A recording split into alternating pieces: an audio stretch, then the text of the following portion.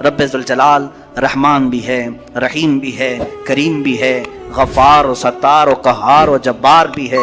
اس کی 99 صفات پر اگر ہم ذکر کرتے چلیں، روز ایک صفت پر ذکر ہو جائے گا، راتیں تمام ہو جائیں گی۔ قرآن نے خود کہا ہے دنیا کے سارے درخت قلم بن جائیں اور سمندر سیاہی بن جائیں، اور اللہ کی تعریف و توصیف لکھنا چاہیں، سمندروں کی سیاہی سوکھ جائے گی، یہ درختوں کے قلم بنے ٹوٹ جائیں گے۔ ما نفدت کلمات اللہ، اللہ کے کلمات کو پھر بھی مکمل نہیں کیا جا سکے گا۔ یہ ہماری چھوٹی سی زبان اور تمہارے چھوٹے سے کان کہاں ان تمام کلمات کو سن سکیں گے یا کہہ سکیں گے، مگر ہم اتنا ضرور جانتے ہیں کہ ان تمام سمندروں میں سے ایک قطرہ بھی ہم نے اپنی محفل میں پا لیا تو یہ ہماری زندگی کی معراج ہے۔ اللہ رحمان ہے، یقیناً ہم نے اس کو بسم اللہ میں بھی پڑھا، سورہ فاتحہ میں بھی پڑھا، بلکہ ہم اپنے بچوں کو بھی یہی کہتے ہیں، ماں باپ کو بھی یہی کہتے ہیں۔ اب اس کے رحمان کی صفات دیکھنا ہے کیسے۔ رحمان کسے کہتے ہیں؟ رحم کرنے والا، رحم کرنے والا، نرمی کا معاملہ کرنے والا لوگوں کے ساتھ، بلکہ اپنی ساری مخلوقات کے ساتھ نرمی کا معاملہ کرنے والا۔ میں دو ہی صفات پر آج گفتگو ختم کر دوں گا، اس کے رحمان ہونے کی اور اس کے قہار ہونے کی۔ دونوں کے درمیان ہمیں یہ زندگی چلانی ہوگی۔ اللہ رحمان ہے، اس کی جو زندگی یہاں ہمیں دیکھنے کے مظاہر ہیں وہ کیا ہے؟ ماں تم سے جتنی محبت کرتی ہے، کیسے؟ تم رو تو گود میں اٹھا لیتی ہے، تمہارے بہت ساری چیزیں اپنے ہاتھوں سے صاف کرتی ہے، اپنے ہاتھوں سے بنا کر کے کھلاتی ہے۔ آخر وہ بھی انسان ہے، تم بھی انسان ہو۔ ماں تمہیں اٹھا کر کے اتنا جو پیار کرتی ہے، باپ تمہیں لے کر کے چلتا ہے، تمہارے لیے جوجھتا ہے، محنت کرتا ہے، آخر وہ کیوں مشقتیں اٹھاتا ہے، خون پسینے کی کمائی ایک کر کے لا کر اپنے بچے کو کھلاتا ہے۔ اب سنیں حدیث پاک میں، ماں اور باپ کے دلوں میں یہ بچے کی جو محبت ڈالتی جاتی ہے، یہ اللہ کے رحمان صفت کا کچھ حصہ ہوتا ہے۔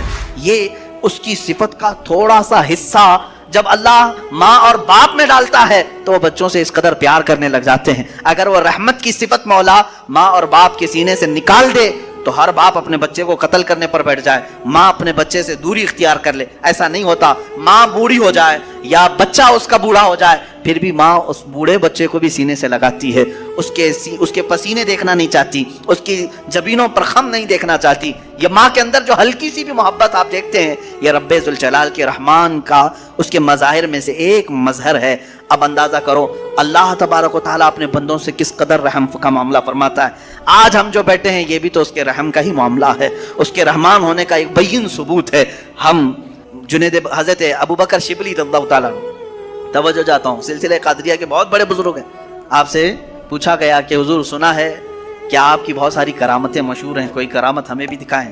توجہ، بہت سارے لوگ کرامت کے نام پر گمراہ بھی ہوتے ہیں۔ لوگوں کو ایسا لگتا ہے کہ کہیں جیب میں سے جلیبی نکال کر کے کھلا دے، ابھی کیا ابھی وہی پیر کرامت والا ہے، اچانک کچھ نکال کے دکھائے۔ حضرت ابوبکر شبلی نے تو ایک الگ ہی کرامت بتائی۔ کیا کرامت بتائی جانتے ہیں؟ حضرت ابوبکر شبلی فرماتے ہیں، میاں ہمارا اس زمین پر زندہ چلنا پھرنا ہی بڑی کرامت ہے۔ کہا کیوں؟ کہا ہم اتنے گنہگار ہیں کہ زمین پھٹ جائے اور ہم دھس جائیں، پھر بھی زمین نہ پھٹتی ہے نہ ہم دھستے ہیں۔ یہ اللہ تعالیٰ نے کرامت ہی تو دیا ہے، یہ کرامت تو اللہ نے سب کو دیا ہے۔ یہ رحم کا معاملہ اللہ نے سب کے ساتھ کیا ہے، آپ کے ساتھ بھی، بلکہ ان کے ساتھ بھی کیا جو اسے مانتے بھی نہیں ہیں، جو اسے گالیاں دیتے ہیں، ان کے ساتھ بھی رحم کا معاملہ کیا۔ سیدنا ابراہیم علیہ الصلوۃ والتسلیم کے ساتھ ایک معاملہ پیش آیا، آپ بغیر مہمان کے کبھی کھانا نہیں کھاتے تھے، 2 دن بھی اگر کوئی مہمان نہیں آتا تو آپ کھاتے نہیں۔ ابراہیم علیہ السلام 2 دن تک بھوکے رہے، تیسرے دن ایک مہمان ملا، اسے لے کر کے آ کے دسترخوان پر بٹھا دیا، کہا کہ آپ ہمارے گھر کے مہمان ہیں، اب کھانا بنایا گیا، اچھا دسترخوان پر، کہا چلو بسم اللہ کرو کھاؤ۔ وہ دہریہ تھا، ملید تھا، کہا کون سا اللہ، میں اللہ کو نہیں مانتا۔ اتنا کہا ابراہیم علیہ السلام کو جلال آیا، آپ نے دسترخوان کھینچ لیا، کہا اٹھو گھر سے نکلو باہر جاؤ۔ دسترخوان پر بیٹھا ہوا تھا، اس کو اٹھا دیا۔ یہ تو شان ہے انبیاء کی، اللہ کے دشمنوں سے دسترخوان شیئر نہیں کرتے، افطار پارٹی والے وہ اللہ کے دشمنوں سے دسترخوان شیئر نہیں کرتے، انبیاء کی شان ہے۔ وہ اٹھ کر کے چلا گیا۔ ہاں یہ ہمارے لیے حکم یہی ہے میرے عزیز، لیکن اللہ رب العزت نے وہی فرمائی ابراہیم علیہ السلام کو، کہا ہے ابراہیم کیوں اٹھا دیا اس کو؟ 50 سال کا تقریباً ادھیڑ عمر کا آدمی تھا، کہا کیوں اٹھا دیا؟ کہا ہے مولا وہ تیرا نام نہیں لینا چاہتا، میں اس کو دسترخوان پر کیسے بٹھاؤں؟ رب ذوالجلال نے فرمایا، اے ابراہیم پچھلے 50 سال سے میں اسے ویسے ہی کھلا رہا ہوں، جبکہ وہ کبھی میرا نام نہیں لیا۔ آج تمہارے دسترخوان پر ایک بار اس نے نام نہیں لیا، تم نے اٹھایا۔ میرے عزیزو، اس کا مطلب یہ نہیں ہے کہ اس کا نام نہ لے تو بھی ہم کھلائیں، وہ تو سنت الہیہ ہے، وہ مولا کریم کی صفات ہے، لیکن انسان کے اخلاق تو یہی ہیں کہ انسان اپنے رب سے اگر محبت کرتا ہے تو اللہ رب العزت کے دشمنوں سے کبھی دوستی نہیں کر سکتا. قرآن بھی یہی کہتا ہے یا ایھا الذین آمنوا لا تتخذوا عدوی وعدوکم اولیاء، اے ایمان والو میرے دشمنوں اور اپنے دشمنوں کو دوست نہ بناؤ. یہ انہی آیات میں سے ہے جن 26 آیاتوں میں سے نکالنا چاہتے ہیں. آئیں گے انشاءاللہ، وہ ٹاپک بھی آئے گا انشاءاللہ. قرآن پاک کی جن 26 آیات پر لوگوں کو تو یعنی پیٹ میں مروڑ ہوتا ہے، پیٹ میں مروڑ ہوتے ہیں. ان آیات میں سے ایک آیت یہ بھی ہے، سورہ ممتحنہ کی پہلی آیت ہے. اللہ فرما رہا ہے اے ایمان والو لا تتخذوا عدوی وعدوکم، میرے دشمنوں کو اور اپنے دشمنوں کو اولیاء یعنی دوست نہ بناؤ. میرے رب نے اتنا حکم کیا دیا، ان کو تکلیف شروع ہو گئی. قرآن جو ہے نفرت سکھاتا ہے، قرآن نفرت. یہ تمام انشاءاللہ العزیز زندگی باقی رہی یہ 26 آیتوں کا جو مضمون ہے یہ ان کی کتابوں سے بھی میں نکال کے دکھاؤں گا. سیم ٹو سیم چیزیں، سیم ٹو سیم چیزیں وہاں پر بھی موجود ہیں. تو پیدا کرو کسی اور وسیم گندے رافضی کو جو وہاں سے بھی نکال سکے.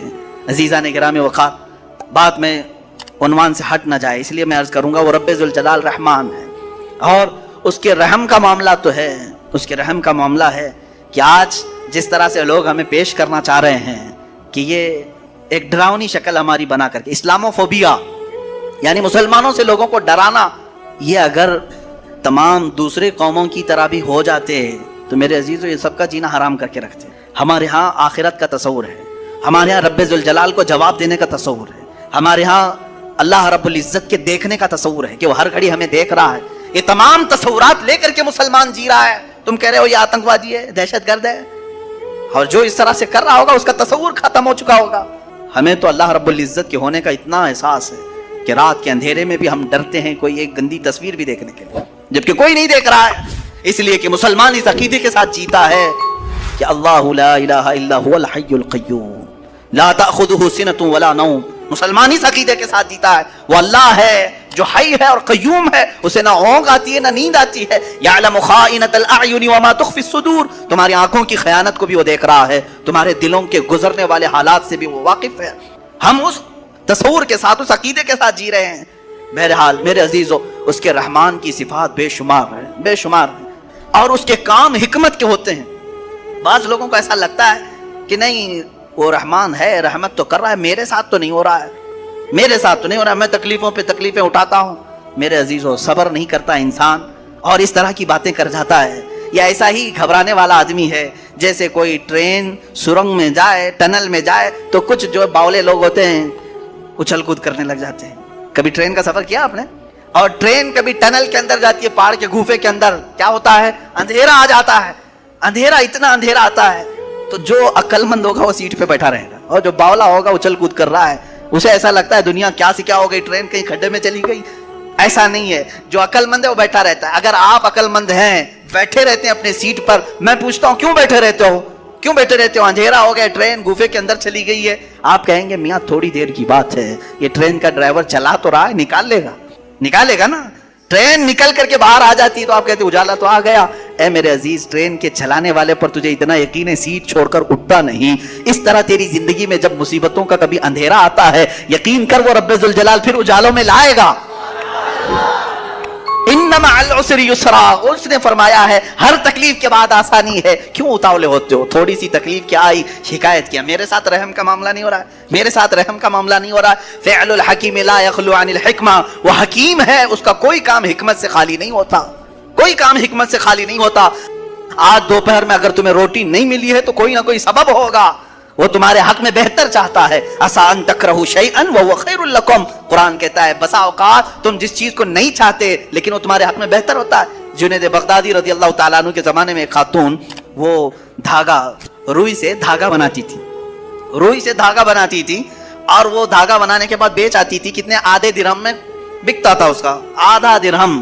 وہ آدھا درہم لاتی تھی، اس میں سے آدھے یعنی پاؤ کر کے اس سے پھر کپاس روئی خریدتی اور پھر اس کا آدھا درہم بناتی اور باقی کا گھر میں خرچہ کرتی. ایک دن آدھے درہم کی روئی لائی اور پورے کا اس نے دھاگا بنا دیا. دھاگا کچا ہوتا، سوکھنے کے لیے رکھی صحن میں، اندر کھانے کے بنانے کے انتظامات کر رہی تھی. ایک کوا آیا اور دھاگا اٹھا کے لے گیا. بیوہ عورت، اس کے سوا کچھ بھی نہیں تھا، آج کچھ بھی نہیں تھا اس کے پاس، بھوکی رہ گئی. اب نہ خریدنے کے لیے دھاگا خریدنے کے، روئی خریدنے کے بھی پیسے نہیں، کھانا بنانے کے بھی پیسے نہیں. آلریڈی بیوہ ہے اور غریب ہے. کہنے لگی کیا اتنی غربت کے بعد بھی اللہ تعالیٰ ایسے اس کی بچی پونجی بھی اٹھا لیتا ہے؟ لوگ یہ کہتے ہیں نا میرے پاس کچھ نہیں تھا پھر بھی میں نقصان میں جا رہا ہوں، اب تو کچھ رحم کر دیتا۔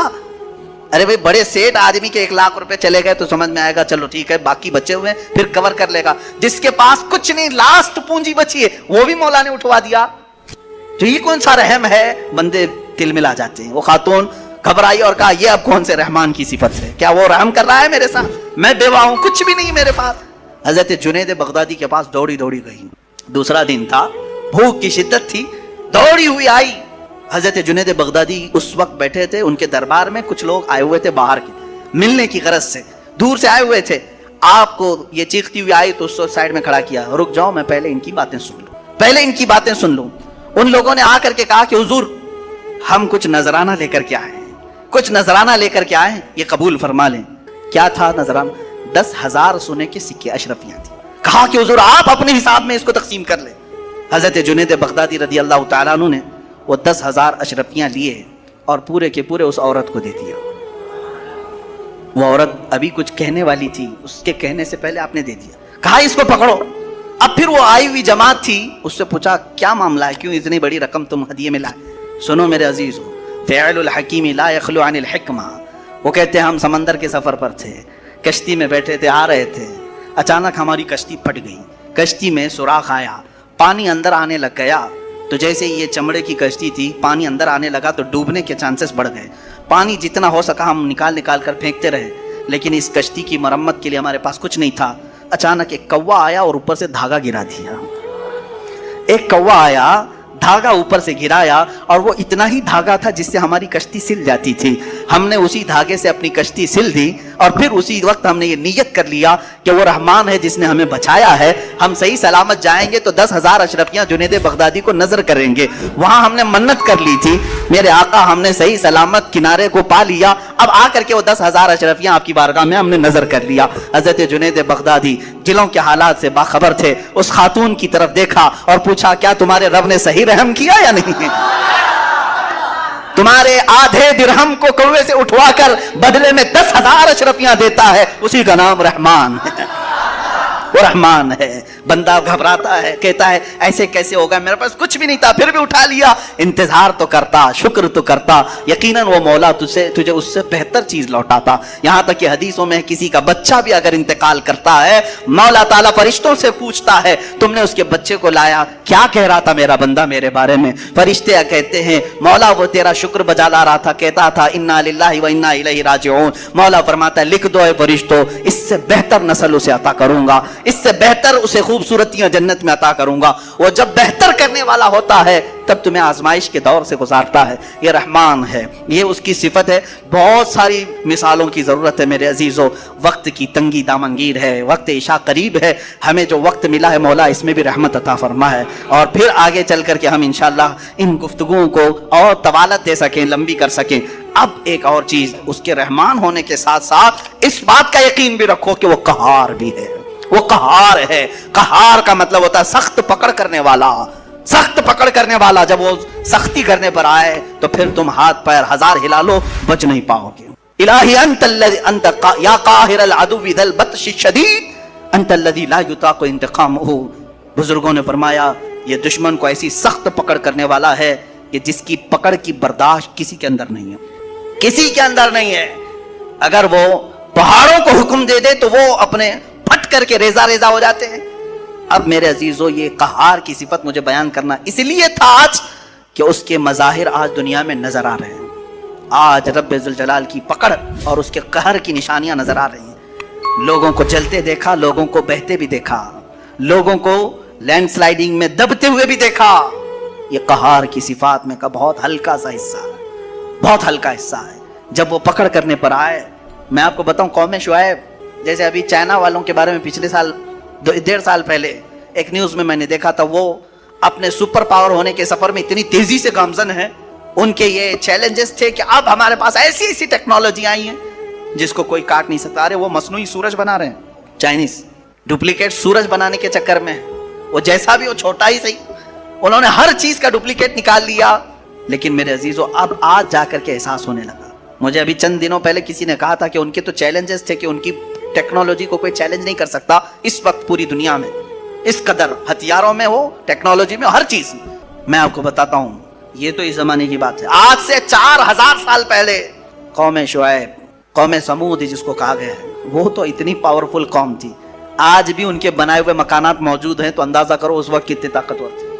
وہ پورے پہاڑ جو پتھروں کے پہاڑ ہوتے ان کو کھود کر کے نقشہ دیتے تھے، اور اسی میں دروازے، اسی کے اندر پورے ہال، کمرے، سب کچھ بنا لیتے تھے، ایک اکھنڈ پہاڑ کو کاٹ کر کے۔ اب مجھے یہ بتاؤ کہ وہ لوگ آج سے 4000 سال قبل، جبکہ کوئی ہائیڈرولک مشین نہیں، کوئی پتھروں کو نقش دینے والا آلہ نہیں، اس وقت کرتے تھے، تو کیا ٹیکنالوجی استعمال کیا ہوگا؟ آج بھی مدائن صالح، مدائن اولا جو سعودی عرب میں ہے، وہاں پر یہ سب نشانیاں موجود ہیں، آج بھی موجود ہیں، وہ پہاڑ ویسی ہیں۔ حضرت شعیب علیہ السلام نے اس قوم کو جب ڈرایا تھا کہ باز آؤ اللہ کی نافرمانی سے، تم اگر شکر کرو گے، لئن شکرتم لازیدنکم، میں زیادہ دوں گا۔ صبر آسان ہے اور شکر مشکل ہے، صوفیہ نے فرمایا۔ حالانکہ شکر میں کیا کرنا کیا ہے، صبر دیکھا جائے تو کٹھن ہوتا ہے، برداشت کرنا ہوتا ہے، مصیبت آئی خاموش رہنا ہے، کسی چیز کی کمی ہو گئی خاموش رہنا ہے، یہی تو صبر ہے۔ گناہ کی خواہش ہوئی لیکن نہیں کیا، یہی صبر ہے۔ صبر دیکھا جائے تو مشکل ہے، لیکن صوفیہ کرام فرماتے ہیں صبر سے زیادہ مشکل شکر ہے۔ شکر ہے وہ کیسے؟ کہا کہ اس لیے کہ جب خوشیاں آتی ہیں تو عام طور پر انسان ہر چیز بھول جاتا ہے، اسے یاد ہی نہیں رہتا کہ دینے والے کا مجھے شکر بجا لانا چاہیے، وہ بھول جاتا ہے۔ یہی تو ہم نے دیکھا ہے۔ آپ تھوڑا سا تجزیہ کر کے دیکھ لیں، اپنی زندگی میں تھوڑا غور و فکر کر کے دیکھ لیں، ہمارے گھروں میں بھی جو کچھ بھی ایکٹیویٹیز ہوتی ہیں، جو معمولات چلتے ہیں، اگر گھر کے اندر کوئی مصیبت آئی تو آپ فاتحہ کروائیں گے، قرآن پڑھوائیں گے۔ میت ہو گئی تو کیا کریں گے؟ سب سے پہلے قرآن پڑھواتے ہیں۔ کسی کی بیماری ہو گئی، نزا کا وقت آیا، کسی کو بلایا، قرآن پڑھوا رہے ہیں۔ بہت سخت بیمار ہے، پانی پڑھ کر کے پھکوا رہے ہیں۔ یہ ساری مصیبتوں کے وقت آپ قرآن یا عبادت کی طرف جا رہے ہیں، سجدہ کر رہے ہیں۔ لیکن کبھی شادی ہو رہی ہے، گھر میں بچے کا عقیقہ ہو رہا ہے، ولیمہ ہے، منگنی ہے، ان سب مواقع پر جو خوشیوں کے ہیں، کب قرآن خوانی ہوتی ہے؟ کب قرآن پڑھا جاتا ہے؟ کیا رب ذوالجلال کی بارگاہ میں پہلے سے کوئی شکرانے کی محفل ہوتی ہے؟ بہت کم دیکھا گیا۔ موت پر، غم پر، بیماری پر دعائیں مانگی تو ضرور جاتی ہیں، قرآن پڑھا تو جاتا ہے، لیکن خوشیوں کے موقع پر بندہ بھول جاتا ہے۔ اسی لیے صوفیہ اکرام نے فرمایا شکر جو ہے یہ مشکل ہے، اور منافق شکر نہیں کر سکتا۔ یہ مومن کو عطا کی ہوئی نعمت ہے شکر کرنا۔ شکر کیسے کریں گے آپ؟ شکر کے بہت سارے طریقے ہیں، صرف یہ نہیں ہے کہ زبان سے کہہ دیا الحمدللہ، بلکہ تمہارے ہاتھ و پیر بھی شکر بجا لاتے ہیں، تمہاری زبان بھی اور تمہارا دل بھی۔ تینوں طریقے ہیں شکر کے۔ کسی کی زبان چلتی ہی نہیں تو کیا وہ شکر گزار نہیں ہے؟ لیکن اگر اللہ رب العزت کے حوالے اپنے آپ کو کر دیا، دل سے وہ کہتا ہے کہ مولا میرا کچھ نہیں، سب تیرا ہے، وہ دل سے کہہ رہا ہے، اس کے دل کا شکر ہے۔ وہ ہاتھ اور پیر اگر عبادت کے لیے اٹھاتا ہے تو یہ ہاتھوں اور پیروں کی طرف سے اللہ کا شکر ہے، اور پھر زبان سے اگر کہتا ہے تو یہ زبان کا شکر ہے، الحمدللہ۔ اور میرے عزیزو، اللہ تبارک و تعالیٰ کو شکر ہی پسند ہے، اور شکر کا جو سب سے بہترین لفظ ہے وہ کیا ہے؟ شکر کرنے کا اللہ کا سب سے بہترین لفظ کیا ہے؟ الحمدللہ۔ یہی ہے نا؟ آپ کو عادت ڈالی گئی ہے کہ کسی نے بھی اگر آپ سے پوچھا کہ طبیعت کیسی ہے تو آپ کیا کہتے ہیں؟ الحمدللہ۔ چاہے سر درد ہو ہی رہا ہو لیکن آپ کہتے ہیں الحمدللہ۔ یہ شکر کرنے کا سب سے بہترین لفظ کیا ہے؟ الحمدللہ۔ اب میں آپ کو بتاتا ہوں یہ سب سے بہترین لفظ ہے، اسی لیے دیکھو کہ اللہ نے اپنی کتاب، آخری کتاب قرآن بھی اپنے حبیب پر اتارا تو اس کا سب سے پہلا ورڈ کیا رکھا؟ الحمدللہ۔ الحمدللہ سے پورا قرآن شروع ہوا۔ پھر تم اگر مولا کی بارگاہ میں عبادت کے لیے کھڑے ہوئے، نماز کے لیے رکعت باندھے، امام اگر کہیں سے جہر میں شروع کیا تو کہاں سے؟ نماز میں بھی اگر امام قرات شروع کرتا ہے تو کہاں سے شروع کرتا ہے؟ الحمدللہ سے ہی شروع کرے گا۔ میرے عزیزو، اتنا ہی نہیں بلکہ روایتیں ملتی ہیں کہ آدم علیہ السلام کو جب پیدا کیا گیا اور ان کے جسم میں روح ڈالی گئی، آپ کو چھینک آئی، سب سے پہلے آپ کی زبان سے نکلا الحمدللہ۔ اس سے اندازہ کرو کہ میرا مولا شکر پسند کرتا ہے، شکر پسند کرتا ہے۔ اسی لیے 30 سے زیادہ مرتبہ تم سے پوچھ رہا ہے مولا کون کون سی نعمتوں کو جھٹلاؤ گے؟ تم اللہ رب العزت کے آگے سیرنڈر ہو جاؤ، سپرد ہو جاؤ کہ مولا نہیں، میں تیری کسی نعمت کا انکار نہیں کرتا۔ تمہیں اندازہ بھی نہیں ہے تمہارے پاس نعمتیں کیا کیا مولا نے دیا ہے، تمہیں اندازہ بھی نہیں ہے۔ وَإِن تَعُدُّوا نِعْمَةَ اللَّهِ لَا تُحْصُوهَا، اللہ فرماتا ہے اگر تم گننا چاہو گے اللہ کی نعمتیں ہرگز گن نہیں سکو گے۔ کیسے گنیں گے؟ ایک بزرگ نے لکھا ہے کہ اگر کوئی طے کر لیا، توجہ چاہتا ہوں، شیخ سعدی رحمۃ اللہ علیہ کے حوالے سے یہ بات ملتی ہے، کسی نے طے کر لیا کہ میں اللہ کی ساری نعمتوں کا شکر بجا لاؤں گا، اس نے جو بھی میری نعمتیں دی ہیں سب نعمتوں کا میں شکر بجا لاؤں گا۔ ٹھیک ہے، تمہاری زبان اللہ نے دیا ہے، یہ ایک نعمت ہے، ناک نعمت ہے، کان نعمت ہے، آنکھ نعمت ہے، ہاتھ ہیں، انگلیاں ہیں، پورے جسم میں ایک ایک عضو اللہ کی نعمت ہے۔ پھر پلس اس کے علاوہ جینے کے لیے جو یہاں پر گھر دیا یہ نعمت ہے، زمین پر چلنے کی طاقت دی یہ نعمت ہے، اور سونے کے لیے ہمیں بستر دیا، پہننے کے لیے کپڑے دیا یہ نعمت ہے، رشتہ دار دیا یہ نعمت ہے، اولاد دیا یہ نعمت ہے، ماں باپ دیا یہ نعمت ہے، اچھے دوست دیا یہ نعمت ہے، اسلام دیا یہ نعمت ہے، ایمان پر رکھا یہ نعمت ہے، اپنے آخری نبی کی امت میں پیدا کیے یہ نعمت ہے۔ یہ ہزاروں نعمتیں ہیں، لیکن اگر تم چلو طے کر لیتے ہو کہ میں اللہ کی ساری نعمتوں کا ایک بعد دیگرے شکر بجا لاؤں گا، اے اللہ تو نے مجھے زبان دی الحمدللہ، تو نے مجھے ناک دی الحمدللہ، سب نعمتوں کا شکر کرنے کا اگر کسی نے ارادہ کر لیا تو شیخ سعدی فرماتے ہیں تو پہلے وہ بیٹھ جائے، اس کو اللہ نے جو سانسیں دی ہیں نا یہ سب سے بڑی نعمت ہے۔ ایک سانس اندر جاتی ہے یہ نعمت، سانس باہر نکلتی ہے یہ نعمت۔ اگر تم نے سانس لے لیا نکلی نہیں باہر تو ختم ہو گئی تمہاری زندگی، اور سانس نکلی اندر لے نہیں پا رہے ہو یہاں پر بھی زندگی ختم۔ سانس لینا ایک نعمت، سانس باہر چھوڑنا یہ ایک نعمت۔ شیخ سعدی فرماتے ہیں اور ہر سانس نہیں ہوتی ہے، پرانی سانس نہیں آئے گی، پھر ہر سانس نہیں ہے تو ہر سانس کے بدلے ہی تم اگر الحمدللہ کہتے رہ جاؤ گے تو زندگی گزر جائے گی سانسوں کے شکر پر، باقی نعمتیں ویسی ہی رہ جائیں گی، صرف سانسوں کے شکر پر تو زندگی گزر جائے گی۔ میرے عزیزو اندازہ بھی نہیں کر سکتے کہ اللہ نے کون کون سی نعمتوں سے نوازا ہے۔ تمہیں پتہ ہے میں ایک مرتبہ اس چیز کو بھی پڑھا تھا کہ اگر تمہیں سانس خرید کر کے لینا پڑ جائے، ہاسپٹل میں جا کر کے دیکھو آکسیجن کا ایک سلنڈر جو کبھی مریضوں کو لگایا جاتا ہے کتنی قیمت کا ہوتا ہے، دن بھر میں وہ کتنے سلنڈر سانس کھینچتا ہے۔ اس اعتبار سے اگر تمہاری زندگی 60 سال کی ہوئی اور 60 سال تمہیں آکسیجن خرید کر کے لینا پڑا تو تقریباً اس کی قیمت جو ہے کئی 100 کروڑ میں چلی جاتی۔ ایک اندازے کے مطابق 50 سے 60 کروڑ کا آکسیجن تمہیں لگ جاتا ہے۔ تو کیا یہ ہر آدمی کیپیبل ہے اپنی سانسوں کو پیسے سے خرید سکے گا؟ اور رب ذوالجلال نے تمہارے لیے اتنی آسانیاں کی ہیں کہ سانس ایسا نہیں ہے کہ فلاں شہر میں ملتی ہے جا کر کے لائیں اور پھر کھینچیں، تم جہاں ہو تمہاری ناک کے قریب ہوائیں کیا ہے۔ اس رب قدیر نے اتنی بڑی نعمتوں سے تمہیں نوازا، تمہیں اندازہ بھی نہیں ہے۔ اور اسی لیے رب تعالیٰ فرماتا ہے فَبِأَيِّ آلَاءِ رَبِّكُمَا تُكَذِّبَانِ، تم میری کون کون سی نعمتوں کو جھٹلاؤ گے۔ حاتم اصم ایک بزرگ ہے، حضرت حاتم خلیفہ ہارون رشید کے زمانے کے ہیں۔ خلیفہ ہارون رشید کے زمانے میں بادشاہ نے ایک مرتبہ ان کو طلب کیا اور پوچھا کہ کچھ نصیحت کیجیے آپ مجھے۔ وہ اکثر بڑے بڑے علماء کو دربار میں بلاتا اور نصیحت حاصل کرتا۔ حضرت حاتم اصم رضی اللہ تعالیٰ عنہ نے بادشاہ سے ایک سوال کیا کہ ہارون اگر تمہارے ساتھ ایسا ہو جائے زندگی میں اور پیاس کی شدت ایسی ہے کہ تم بلک رہے ہو، اگر تم کو کوئی ایک گلاس پانی دینا چاہے اور وہ پیسوں میں دینا چاہے اور اس آدمی کے علاوہ کسی کے پاس پانی نہیں ہے، تم ایسی جگہ پر پہنچ گئے ہو جنگل میں یا صحرا میں، تو تم اس کو کتنے پیسے دے کر خرید سکتے ہو؟